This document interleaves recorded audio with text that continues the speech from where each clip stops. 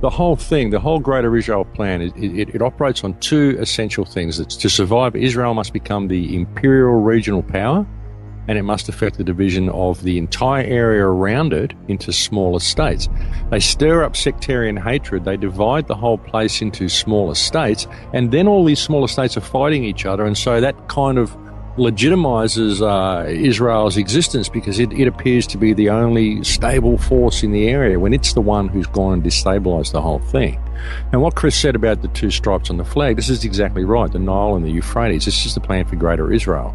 And it includes Syria, it includes Jordan, it includes the top of Saudi Arabia, half of Iraq, parts of Lebanon.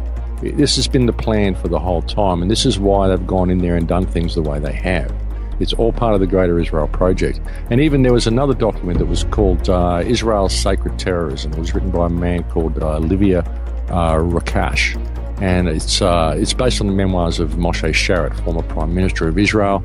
And it basically outlines the 1978 invasion of Lebanon to a T. It's exactly what they did, and it's kind of a smaller, condensed version of this Yinon plan. And the Yinon plan was also outlined by, way back as far as Theodore Herzl. I mean, this has been going on for a long time. This scenario is borne out by none other than Prime Minister David Ben-Gurion, one of the great founders of Israel. Recorded in an astonishing article in Look magazine, Ben-Gurion predicted that a one-world system presided over by Jerusalem will be set up in the near future. All continents will become united in a world alliance, at whose disposal will be an international police force. All armies will be abolished, and there will be no more war. In Jerusalem, the United Nations, a truly United Nations, will build a shrine of the prophets to serve the federated union of all continents. This will be the seat of the Supreme Court of mankind, to settle all controversies among the federated continents, as prophesied by Isaiah.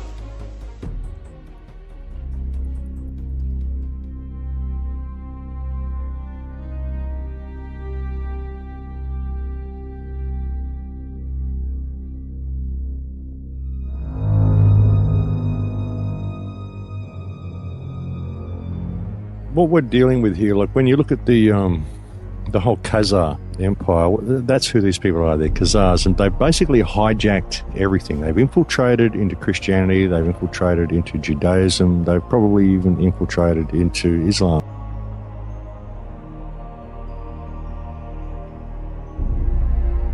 Infiltrated into everything. This is where you've got Christian Zionists, you've got Jewish Zionists, you've got this whole sort of mottled empire that's sort of all over the world. It's infiltrated everywhere.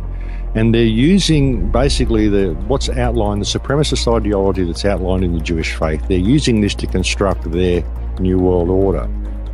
And these people believe they're the chosen people. These Khazars are more zealous about following these ideologies than the actual Jews are, but none of them actually believe in God.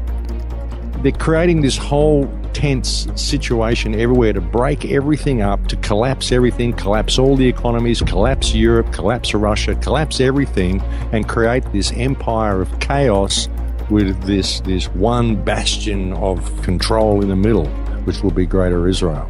That's the plan. But it's run by the Khazars. And I would suggest that even the British royal family are probably related to these Khazars in some way. I mean, it all seems to go back to this empire. All the research that I've done over the years, going back through Hebrew lines and going back looking at what happened in Egypt and so many things, this Khazar history is the most hidden history and the most repressed history anywhere. It's all about merging all of the races on the planet together. This is why we've got such an infiltration of foreign races into Europe at the moment, which is all being run by Jewish advisors to all of these countries.